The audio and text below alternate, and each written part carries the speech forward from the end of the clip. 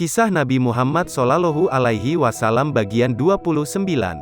Kaum muslimin awal. Mengetahui betapa kerasnya kebencian orang-orang Quraisy, kaum muslimin permulaan, as-sa'abiqunal awalun, melaksanakan ibadah mereka secara sembunyi-sembunyi. Jika hendak salat mereka pergi ke celah-celah gunung di Mekah. Keadaan ini berlangsung selama 3 tahun berturut-turut. Sementara itu, sedikit demi sedikit Islam semakin meluas.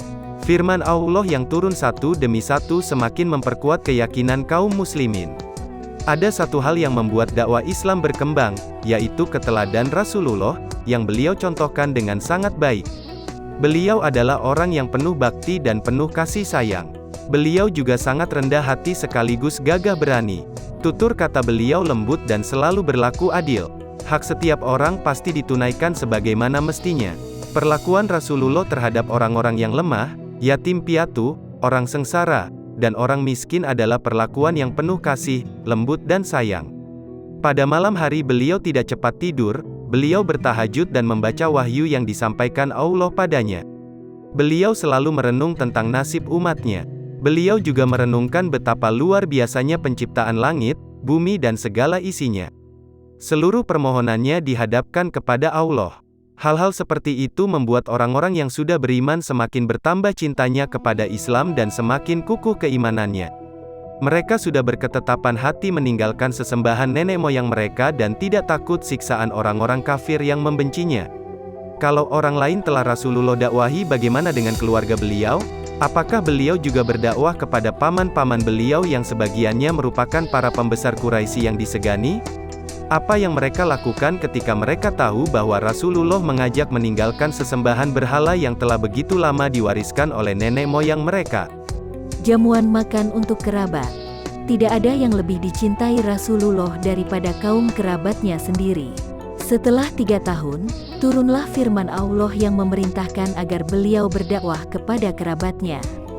Yang terdapat dalam surah Asy-Syu'ara, ayat 214-217.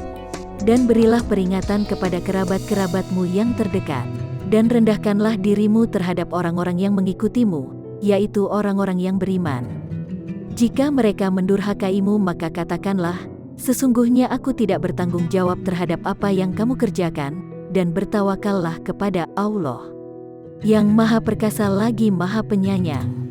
Rasulullah mengundang makan keluarga besar beliau. Mereka pun datang. Muhammad, beri aku arak, seru seorang paman beliau yang bernama Zubair.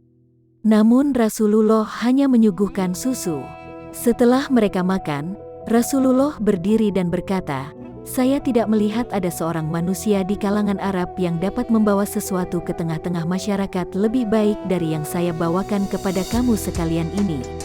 Kubawakan kepada kamu dunia dan akhirat yang terbaik. Allah telah menyuruhku mengajak kamu sekalian. Siapa di antara kamu yang mau mendukungku?"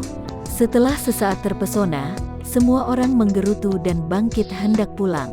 Namun mereka kembali terperangah ketika Ali bin Abu Thalib yang masih remaja bangkit seraya berseru lantang, "Rasulullah, saya akan membantumu. Saya adalah lawan siapa saja yang engkau tentang." Rasulullah menepuk bahu Ali sambil berkata kepada yang lain, "Inilah saudara saya, pembantu, dan pengganti saya. Ikuti dan patuhilah dia." Mendadak tawa hadirin meledak. Seseorang berkata kepada Abu Talib, "Ia memerintahkan engkau supaya mendengar dan mematuhi anakmu sendiri." Kemudian, semua orang bubar begitu saja. Tidak seorang pun di antara para undangan yang tertawa terbahak-bahak itu menyadari bahwa di antara mereka akan ditebas Ali memang bersungguh-sungguh dengan kata-katanya itu. Walid bin Mughirah. Pada awal kenabian, ada seorang bernama Walid bin Mughirah. Ia mempunyai 2 sahabat yang merupakan penyair hebat. Dengan syair-syairnya, mereka berusaha menjelek-jelekkan Rasulullah Shallallahu Alaihi Wasallam. Dengan syair, Walid mempengaruhi orang banyak dengan 2 sahabat penyairnya. Penduduk Mekah tidak hirau. Meski ajaran Rasulullah Shallallahu Alaihi Wasallam meluas dengan cepat, penduduk Mekah masih berhati-hati dan tidak terlalu hirau. Mereka menduga ajakan Rasulullah akan hilang dengan sendirinya dan orang akan kembali menyembah kepercayaan nenek moyang mereka. Yang akhirnya, yang menang pasti Hubal, Lata dan Uzza, pikir mereka, tidak sadar bahwa keimanan murni yang diajarkan Rasulullah tidak dapat dikalahkan. Demikian kisah Rasulullah Shallallahu Alaihi Wasallam bagian 29. Tonton terus video lanjutannya hingga selesai supaya kita mengenal baginda Nabi Muhammad lebih dekat lagi.